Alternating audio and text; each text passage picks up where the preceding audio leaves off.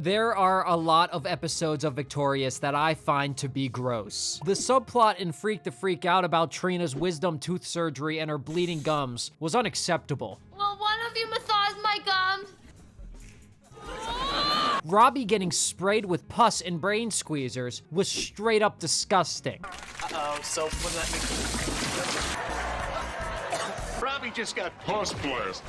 But there's only one episode so unpleasant and so upsetting that it gives me a visceral reaction to the point where I feel physically ill when I watch it. And that episode is Tori Gets Stuck. And even right there, the title. You know what Tori gets stuck with? A needle. On screen multiple times. Yeah, great fucking kids television, brother. And the Brits put their foot down with this one. They said, not in our country. We don't want this filth. So this episode is actually fully banned on Paramount Plus in the UK. You simply can't watch it. It's just not there. Hospitals aren't funny. Disease and surgeries and needles aren't goddamn funny. I don't know why they made this episode for a kids show when I'm pretty sure kids are afraid of blood and needles in hospitals. And it's not like the plot of this episode would make them any less scared of them. So yeah, if you can't tell, I'm really not a fan of this type of humor, and I really loathe this episode. But you guys have requested it. You ask, and I listen. Like an obedient good boy.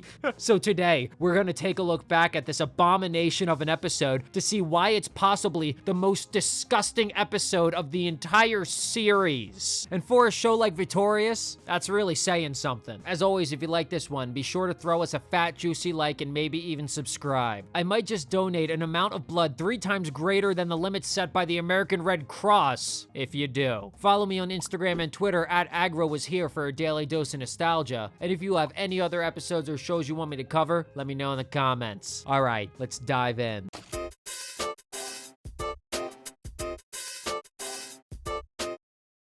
So we start off in Psychowitz's class, and instead of an actual lesson, he just says to the students, any questions? Kat brings up that her brother one time painted a part of his body purple, which isn't a question. Why did your brother paint part of his body purple? He had a job interview. He didn't get it. All right, that's pretty funny. It's a real shame the episode only goes downhill from here. So Psychowitz announces that the cast list is out for the new musical they're doing called Steamboat Susie. And Jade freaks out when she realizes that she didn't get the lead role. She's fucking pissed. The lead role actually went to Tori. Of course it did. And if you're wondering what part Beck got in this play, none. Cause he's straight up absent from this episode without explanation. And fun fact, actually, they did try to cover their damn tracks on The Slap by making a post by Beck saying he was helping his friend move with his truck. I got cheated and humiliated. You get used to it. Honestly, why is Sinjin even in the acting class? He only seems to do lighting and behind the scenes stuff. I don't think we've ever seen him act on stage. Oh, yee-hoo, like it's my dream to be Tori's understudy. What's an understudy? Oh, man. Are you fucking kidding me, Tori? It's season 2. She's been at this performing arts school for probably over a year at this point, and she doesn't know what an understudy is? What? Even random people who aren't actors know what an understudy is. What about that time in season 1 when she was the lead in the play with the zombie face makeup? Surely she had an understudy then, right? I'm pissed. Also, you can actually see Jade with a Gears of War bag here. She can even be seen carrying the same bag in other episodes like Walkstar. So Jade makes it pretty obvious that she's not happy and that she basically wants Tori dead. Your understudy takes over for your part in the play. Yeah. Yeah, if you get sick. Or go missing. Or get hit by a bus! She can't drive a bus, right? Even if she can't drive a bus herself, she could technically pay off a bus driver to do a little hit and run, I guess. I don't know. Tori should definitely avoid the streets just in case. So Jade's really throwing a tantrum, and on her reign of terror, she takes Andre's apple and smashes it to bits. And yet, just a few episodes after this one, he develops a crush on her. Maybe you are in love with Jade. Shh, don't say that. But what if you are? I am. You are? No, stop it. Maybe he likes a woman who bullies him a little bit, you know what I'm saying? Maybe he's into that. A little spanky spank, get him on all fours and get him going. Also, quick sidebar. The promos for this episode completely hid the fact that any of this episode took place in a hospital. The only part of the plot they mention is Jade and Tori fighting for a lead role. Tori and Jade have never been best friends. And in a brand new Victorious, they go head-to-head for the lead role. Who will win the fight for the spotlight? Oh, man. Which isn't even the case. Tori has the role. They're not even fighting for it in this episode. In fact, a more accurate promo would have been, will Jade successfully murder Tori? Tune in Saturday to find out. Like, what? I guess they thought that was a little too racy or something. So yeah, that promo is fucking bullshit. But back to the matter at hand. There's actually a barcode locker right behind Tori here. And this is honestly the first time I ever noticed this locker. What is this kid's passion? Sales? Consumerism? You're at Hollywood Arts to become a salesman or something? What? Tori's phone rings, and it's someone who says they work with Lady Gaga looking for dancers and backup singers for a new music video. Tori believes it and gets excited, even though she didn't audition or sign up her phone number or anything anywhere like that. I wonder if she also clicks on those pop-ups telling her that she won a free iPod. Because yeah, I totally never clicked on those when I was a kid. No way. The caller says the music video is going to be the same night as the play. And of course, it turns out to just be St. John on the phone as part of Jade's plan to get Tori to miss the Steamboat Susie show. Jade made me do it. She promised me $30 and a complete makeover. Well, you failed. So now you don't get $30 and you get to keep looking like that. St. John's pretty mean for doing that to Tori. And in another episode, he kicks her in the fucking stomach. Okay.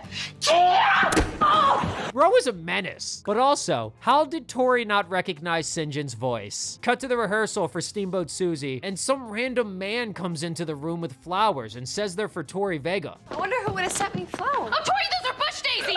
I am way allergic to bush daisies. Like, if I get anywhere near them, my whole face starts swelling up and I start sweating and shaking. Why didn't Tori recognize what bush daisies look like without Trina pointing it out if she's so deathly allergic? They're not that fucking hard to recognize. They're bright orange. Oh yeah, and by the way, incorrect. Bush daisies are actually yellow. Why the fuck would they reference a real life flower just to make them bright orange when they're actually yellow? I don't know. Also, this makes me think of Candace and her allergy to wild parsnips and Phineas and Ferb when she gets that raspy voice. Those boys are evil, you know what I'm saying? Who would have sent you bush daisies?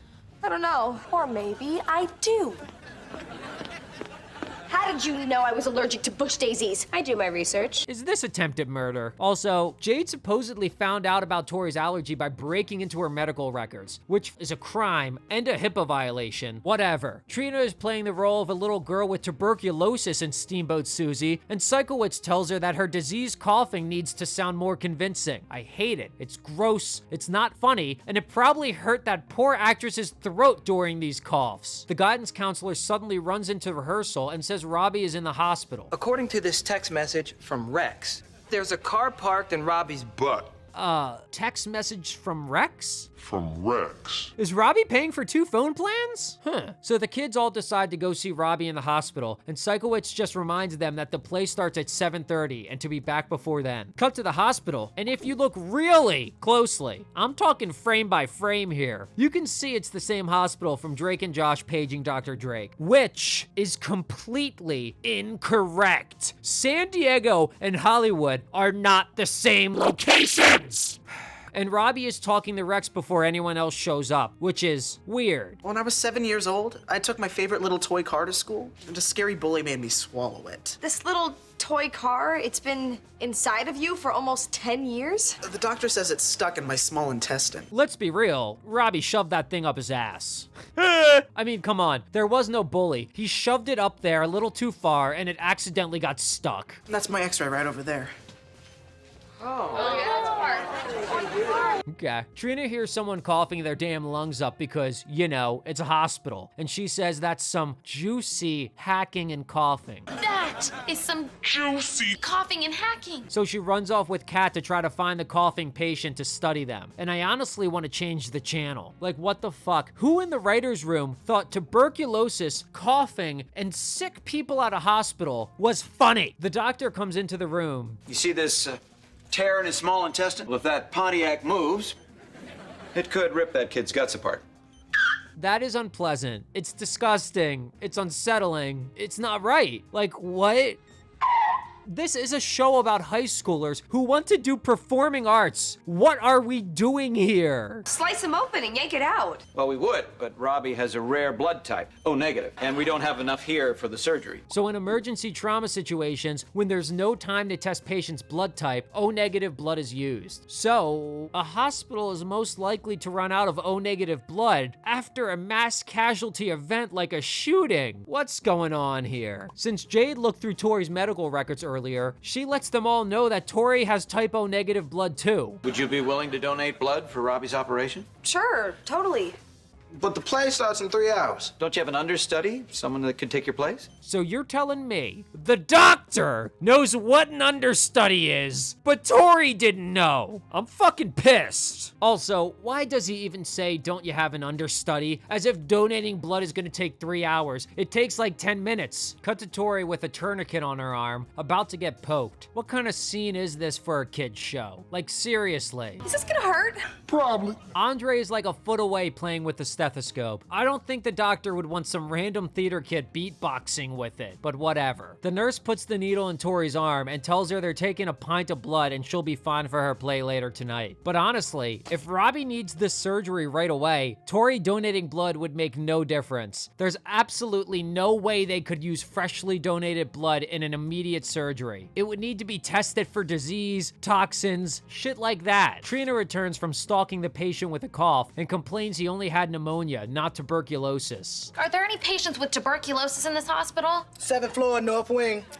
Thank you. Yeah, that nurse just violated HIPAA, no doubt about it. And Trina tracking down a patient with tuberculosis is absolutely disgusting and unacceptable. Does she not understand that it's a deadly infectious disease? So she and Kat go and find the diseased man's room and enter it without any kind of protective gear on. Trina hassles the man and even climbs on top of his bed to get up close and personal to his infected coughs. She then starts filming him and mocking him, violating both his privacy as a patient and his personal space as well. Unacceptable. Meanwhile, Tori's all finished donating blood and the nurse is too lazy to transport it herself and hands it off to someone else. Do me a favor and take this blood to OR, room 15. Kid named Robbie Shapiro needs it for surgery. Okay, so the blood is literally going directly to the OR. They're not gonna test it first to make sure that Tori doesn't have AIDS. They're not gonna even double check that she's the proper O negative blood type. What if she was incorrect? Who knows? But nope, they're just gonna go straight to surgery. Yeah, that's gonna get someone killed.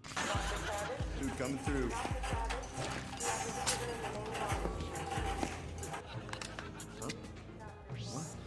Oh, come on. How did the guy pushing the tray not see Jade do that? People have peripheral vision. It's a thing. Cut to the doctor with Robbie putting him into some kind of medical contraption. The nurse comes into the room to let the doc know that they lost Tori's blood. And right as she does, someone calls for Dr. Schneider over the PA system. You're silly.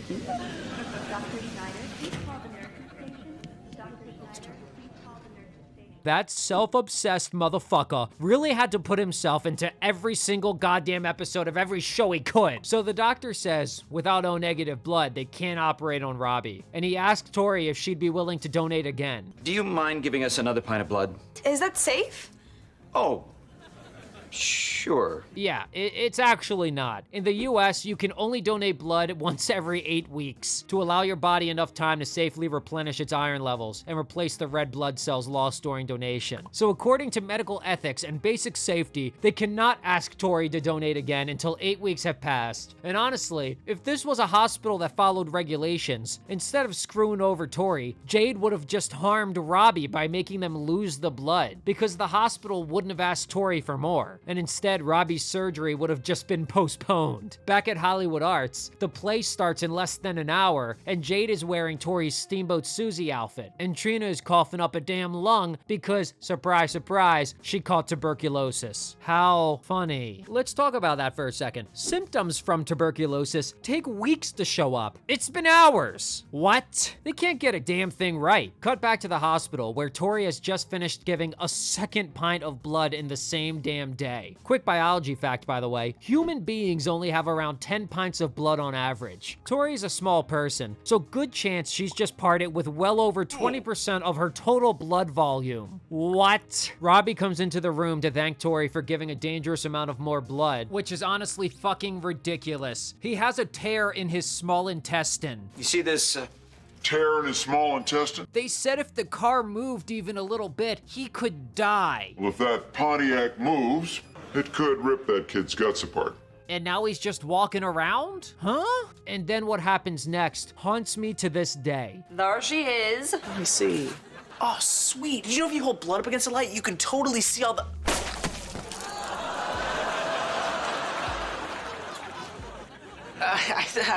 Get the nurse. I am shocked. Shocked they aired this on Nickelodeon in a show for kids. I mean, this is horrifying and gross and upsetting in the deepest possible way. I'm really not happy. Why was the bag of blood even left lying around with Tori and Robbie and no medical staff in the room? When's the last time you had your blood drawn and they just left it hanging around like that? I'll answer for you. Never. Tori then tweets out on the slap, gotta give another pint of blood. How am I gonna be Steamboat Susie? And you know what? No, absolutely not. 2 pints of blood was already dangerous and probably a form of medical malpractice. But 3 pints? Now Tori should be the goddamn hospital patient in the ICU. Not Robbie. That's a medical emergency at that point. You cannot be serious. I mean, that's about 30 to 40% of an adult's total blood volume. You are not supposed to donate blood more than 6 times a year, and Tori just did it 3 times in one day. Absolutely unacceptable, not to mention disgusting. Was it really that hard for them to stop for a second and look stuff up about blood being drawn and blood donations to make the episode make a little more fucking sense? Cut back to Hollywood Arts, where Tori is attempting to perform as Steamboat Susie, even though she should be in the emergency room receiving treatment. She can't function, so she's basically nodding off on stage like a heroin addict. And I don't know if it's meant to be funny, but it's just hard to watch. Between Tori passing out on stage and Trina's tuberculosis coughing, I have never had a more unpleasant viewing experience of any Nickelodeon show ever. Genuinely, I am upset right now. Also, Mr. and Mrs. Vega aren't even in the audience. Terrible parents. Oh yeah, and every single person on that stage performing alongside Trina is gonna catch tuberculosis too. She started a deadly outbreak at Hollywood Arts. It's not gonna be good. Psychowitz pulls the curtains for an emergency intermission, which he should be calling an ambulance for Tori. This is a real emergency, not just a play emergency. I'll go get her dress off. No! She can't play the role, and I'm the understudy. I don't care. You've been acting like a gank all week. I'm not going to reward you by letting you play the lead. He also called Jade a gank and Freak the Freak Out, so nice to see he has a consistent vocabulary. Jade!